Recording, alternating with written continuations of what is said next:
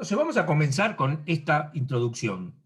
Nuestra materia se llama Análisis de señales y sistemas. Lo que hemos visto hasta ahora, en el fondo, tiene que ver con lo que se llama análisis complejo. Es como el equivalente de análisis 3. Apenita vimos eso porque yo prefiero darle prioridad a lo que empezamos ahora. Tenemos un sistema, el sistema para nosotros puede ser un circuito eléctrico, ¿no? Lo que sea, con una entrada y una salida eléctrica, pero esto que vamos a empezar a ver ahora en realidad se aplica para cualquier cosa. Podría ser un sistema mecánico, que tiene una entrada, por ejemplo, no sé, una presión, y la salida puede ser una velocidad, no sé, cualquier cosa puede ser esto. Nosotros vamos a hacer todos los ejemplos, obviamente, pensando en circuitos. El sistema puede estar, digamos, excitado, se suele llamar, es una palabra un poco extraña, probablemente sea una mala traducción del inglés, porque para nosotros la palabra excitación remite a otras cosas, ¿no? Pero bueno, es la palabra que se utiliza en la bibliografía. La excitación del sistema es la entrada del sistema, es aquello con lo que al sistema lo provocamos, le ponemos algo, lo que sea. La señal de entrada puede ser continua o puede ser discreta. Es continua cuando tiene valores para todos los instantes de tiempo. ¿Sí? Todos los instantes de tiempo tiene un valor. Podemos, si quieren, hacer un ejemplo acá de una señal continua.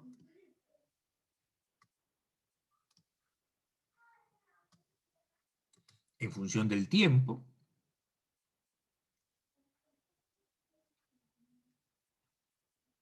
X de t. Es cualquier cosa, ¿no?, que represente algo, lo que fuere. En cambio, una señal discreta, x de n, una señal discreta, x de n,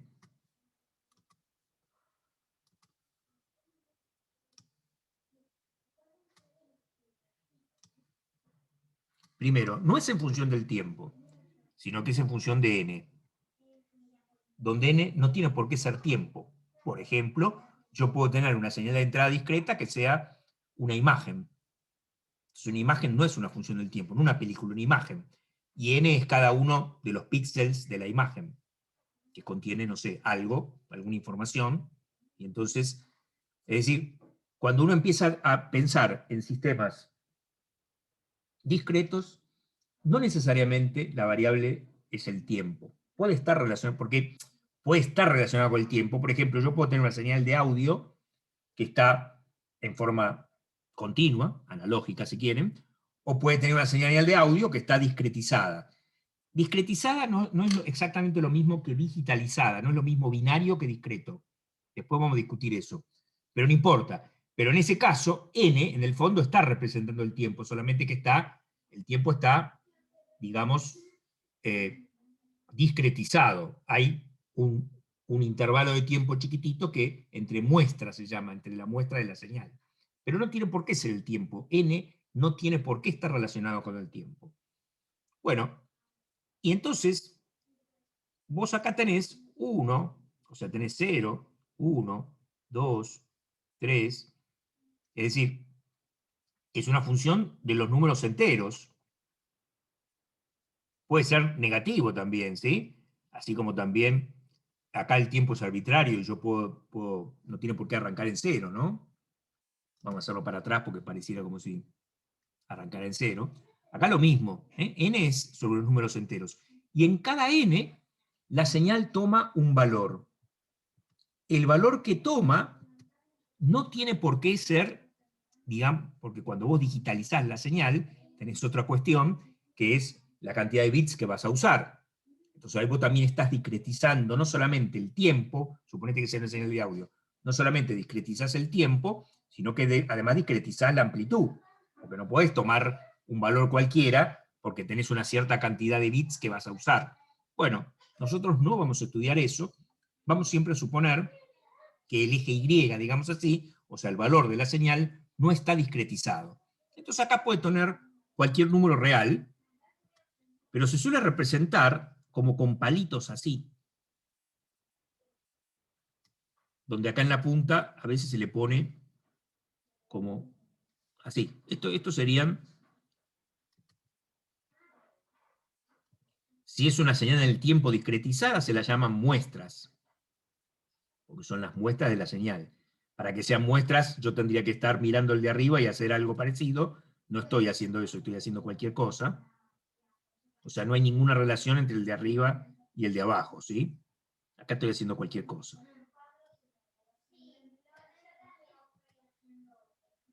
Etcétera, me cansé. ¿Está bien? Esa sería una señal discreta. Una señal que viene el primer valor, el segundo valor, el tercer valor, el valor -1, el valor -2 si hubiera. Muchas veces, las señales continuas las vamos a considerar que arrancan en 0, y las señales discretas también vamos a considerar que arrancan en 0, pero no tiene por qué ser así. Por ahí en otras veces no lo hacemos así. No lo hacemos así.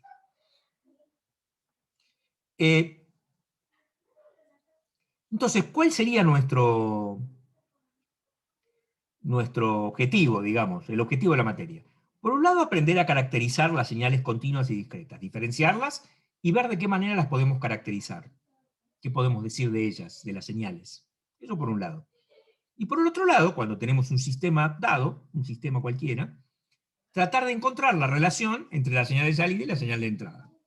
Por ejemplo, si esto fuese un amplificador, sería algo así como el equivalente de analizar la ganancia del amplificador y el ancho de banda. Algo así, ¿no? Pero para un sistema cualquiera, bueno, eso por supuesto puede ser más complejo, o si yo quiero analizar la respuesta en frecuencia del amplificador, no es tan sencillo como la ganancia del ancho de banda, porque voy a tener una serie, digamos, de representaciones matemáticas que no van a ser tan sencillas. Entonces, ¿qué sucede? Lo que suele suceder es que la señal de entrada y la señal de salida, por ejemplo, en el caso de ser continua, está relacionado por ecuaciones diferenciales. O sea, la señal de salida se relaciona con la señal de entrada en ecuaciones diferenciales, o en forma de una ecuación diferencial. Por supuesto, yo podría tener más de una entrada y podría tener también más de una salida, ¿no? Nosotros en general vamos a analizar sistemas con una entrada y una salida, pero podría tener más también. No es esa la mayor dificultad, porque sobre todo no hay mayor dificultad si tengo varias salidas. Sí tengo más dificultad si tengo varias entradas, porque una salida puede depender de varias entradas, hay que empezar a hacer combinaciones lineales, eso sí sería una complicación. Pero el hecho de que haya una o dos salidas, si tengo una sola entrada, no tendría mucho problema. ¿Qué se hace entonces? Bueno, entonces, para poder resolver la ecuación diferencial de una manera más sencilla, se suelen usar transformadas, se llaman. La típica que se usa en señales continuas, o las típicas, mejor dicho, son la transformada de Fourier y la transformada de Laplace. Entonces vamos a estudiar las dos. ¿Qué son las transformadas de Fourier y la transformada de Laplace? Son operaciones que se hacen sobre las señales de entrada y de salida que me permiten caracterizar el sistema con forma ventajosa. Es totalmente distinto digamos, la visión de la transformada de Fourier de la visión de la transformada de Laplace. La transformada de Fourier tiene importancia conceptual, tiene importancia teórica. Matemáticamente es mucho más difícil. La transformada de Laplace, en cambio, tiene importancia práctica. Se inventó para hacer las cosas fáciles. Entonces, yo tengo ecuaciones diferenciales que no quiero resolver, aplico la transformada de Laplace y me sale así una pavada. Y ese sería más o menos resumidas cuentas. En cambio, la transformada de Fourier, vamos a ver que tiene un concepto diferente porque está relacionado de alguna manera con la respuesta en frecuencia del sistema. Es decir, me permite, mejor dicho, analizar mejor la respuesta en frecuencia del sistema.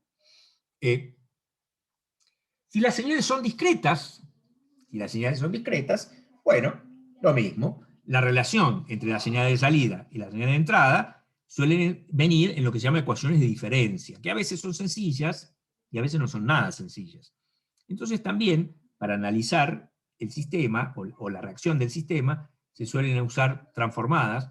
Hay varias, una que es la transformada rápida de Fourier, que no la vemos. La otra, que es la típica, la que es más fácil, la que es más generalizada, es la transformada Z.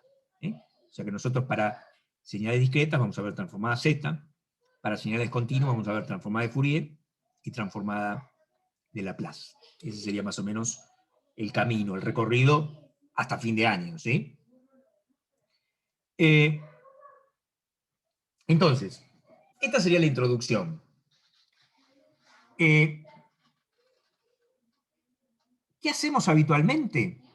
Habitualmente empezamos con la caracterización de las señales continuas y las señales discretas, y lo que se llama qué es lo que les puedo hacer a las señales continuas. Por ejemplo, una señal continua dada, ¿qué pasa si yo tengo en vez de x de t menos 1, o x de t más 4, o 2 por x de t? ¿O qué pasa cuando tengo dos señales y las quiero sumar? Quiero una x de t y una y de t, y por ahí quiero hacer 2 por x de t más y de t menos 1. Bueno, ese tipo de operaciones son las que vamos a estudiar en la guía de señales. Y lo mismo, el equivalente para señales discretas. ¿Está bien? Porque mi mente es frágil y en pandemia todavía más. Eso lo vamos a ver después. Vamos a ver primero serie de Fourier. Es lo mismo, no hay mucha diferencia.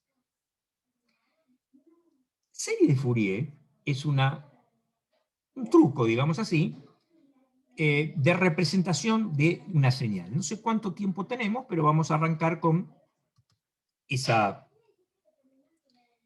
primera idea. Y para eso me gustaría dar distintos ejemplos. Un primer ejemplo de espacio de funciones, vamos a poner espacio de funciones, vamos a llamarlo.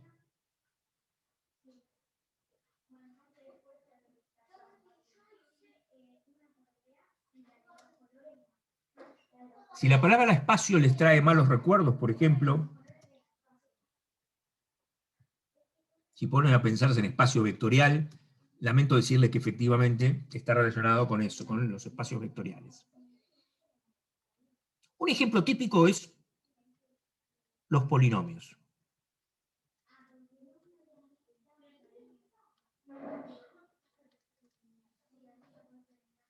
Cualquier función, yo la puedo representar, cualquier función, la puedo representar en términos de un polinomio de infinitos términos. Cualquier función continua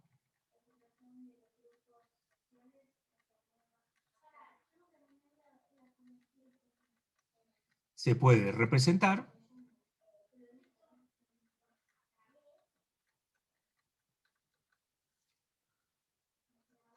con una función polinómica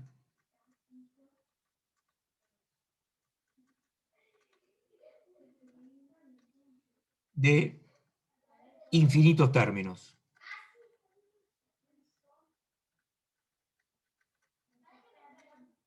Entonces, claro, será muy lindo esto, pero es poco práctico porque, obviamente, no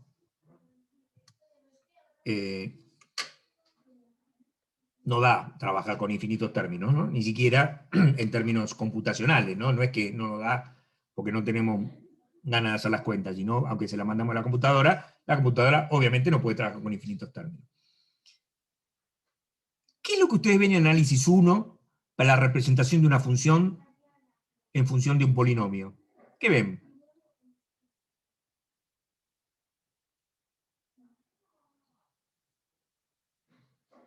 ¿Cómo se llama? Serie de Taylor. Exacto, serie de Taylor. Es decir, como esta representación de funciones en términos de otras, digamos así, siempre son infinitas, lamentablemente, para que sea una representación exacta, entonces se suele usar lo que se llama las series. Las series, una serie es una serie infinita de funciones. Entonces, la primera que viene a colación es la serie de Taylor.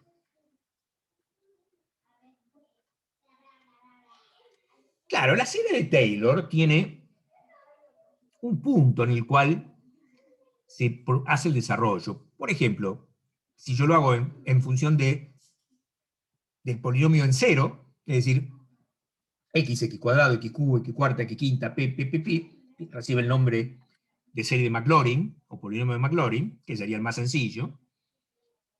Bueno, si yo tengo infinitos términos, cualquier función la puedo representar como, supónganse, vamos a poner en x0 igual a 0, Maclaurin. Ejemplo fácil, la exponencial.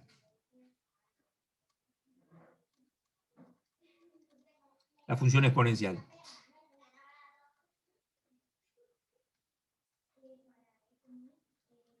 Es decir, f de x igual a e a la x. ¿Cómo es f de x de acuerdo a Taylor? Bueno, es la sumatoria desde n igual a 0 hasta infinito de f enésima de 0 por x a la n sobre factorial de n. No suelo escribirlo así. Tengo las dudas de estar equivocándome. Ahora cuando la hagamos, chequeo si me equivoqué o no. Esto es la forma de escribir el término general, que es f enésima. Como arranca en 0 esto, f0 de 0 es la función propiamente dicha. Por ejemplo, acá, ¿cuánto es f de 0? Y bueno, f de 0 es 1. ¿Sí? Y x a la 0 es 1, y factorial de 0 es 1. Factorial de 0 es 1 también. Bueno, pero el siguiente término yo tengo que hallar f' de 0. Entonces, claro, yo tengo que hallar f'.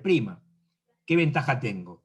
Y bueno, que f de x es igual en este caso a f' de x, por eso digo el caso más fácil, es igual a f segunda de x, es igual a f tercera de x, etc. ¿No? Son todas iguales. ¿No? Entonces, f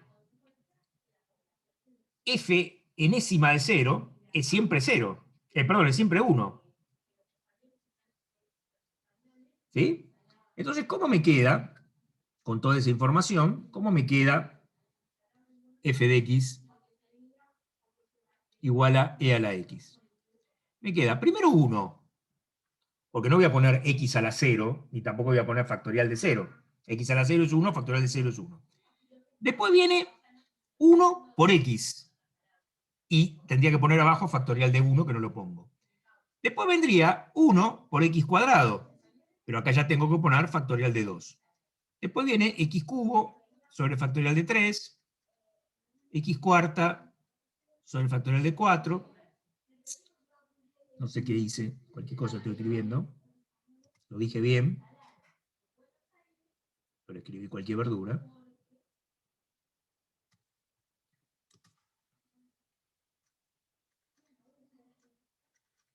Etcétera. Es decir, que e a la x, uno lo puede escribir como 1 más x más un medio x cuadrado más un sexto x cubo. El factorial de 3 es 3 por 2, 6. 6 por 4, 24. Entonces acá vendría un 24x cuarta. 24 por 5, 120. O sea que sería 1 sobre 120x quinta. Etcétera. ¿Está bien? Entonces, ¿qué ocurre? Si yo uso infinitos términos, que son muy fáciles, digamos, de encontrar, porque la reglita es una pavada. Si uso infinitos términos, tengo exactamente e a la x. De hecho, cuando ustedes en la calculadora usan e a la x, hace exactamente esto. ¿Sí? ¿Cuántos términos usa? No sé cuántos términos usa, pero obviamente infinitos no son. ¿Sí?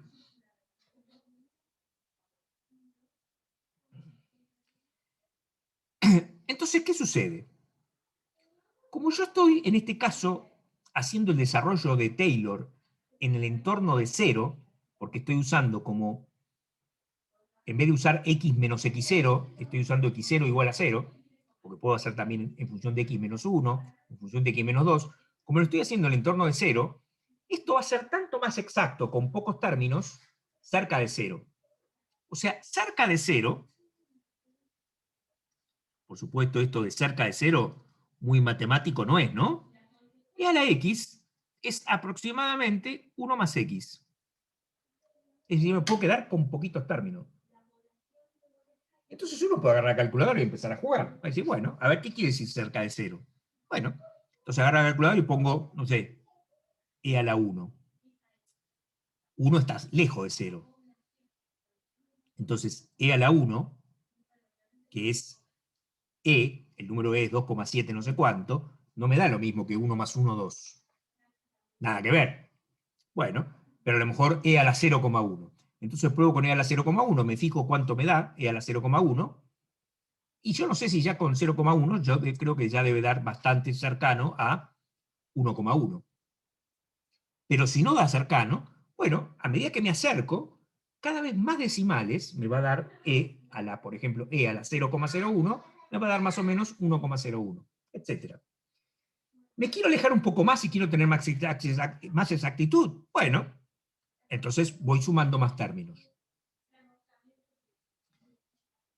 Si yo quiero calcular e a la 5, y para e a la 5, o e a la 5,1, perdón, quiero calcular e a la 5,1, y para e a la 5,1 matemáticamente encuentro que tengo que, para que me dé más o menos bien, tengo que usar 453 términos, a la mierda. Entonces, ¿cómo se hace? En vez de hacer este desarrollo de Taylor, se hace el desarrollo de Taylor en términos de x menos 5.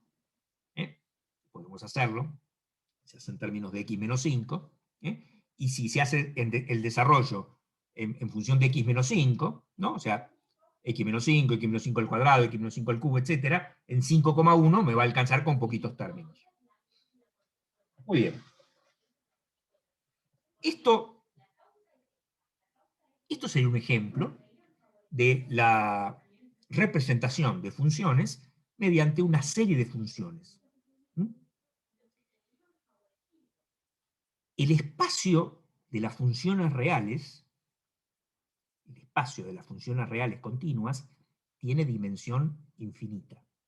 El espacio vectorial. ¿Por qué tiene dimensión infinita? Y porque yo, para que a ver si se entiende. Supóngase que yo quiero los puntos del plano. Los puntos del plano, ¿qué dimensión tienen? Desde el punto de vista vectorial, ¿qué dimensión tienen los puntos del plano? Dos dimensiones. Dos dimensiones. Eso es obvio, ¿no? ¿Por qué? Y porque yo necesito dos coordenadas para definir el punto del plano. Es decir, por ejemplo, el punto 3, 1, ¿no? Vamos a poner espacios vectoriales.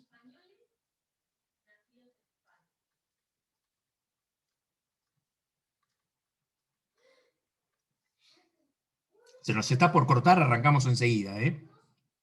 Recuerden que después cortamos. Si yo tengo, por ejemplo, el punto 3, 1, ¿no? Uno lo puede representar como 3 por 1, 0, más 1 por 0, 1. En este caso estoy usando como base de mi espacio vectorial a los vectores que se llaman canónicos, el 1, 0 y el 0, 1. Pero en realidad puedo usarlo con otros vectores de base, y también mientras esos vectores no sean linealmente dependientes, la cuestión es que tienen que ser dos vectores linealmente independientes para formar una base del espacio vectorial del plano. Vamos a hacer otro ejemplo. Supongamos las matrices 2 por 2. ¿Qué dimensión tienen las matrices R2 por 2? Por ejemplo, 3, 8, menos 1, 3. ¿Qué dimensión tiene eso?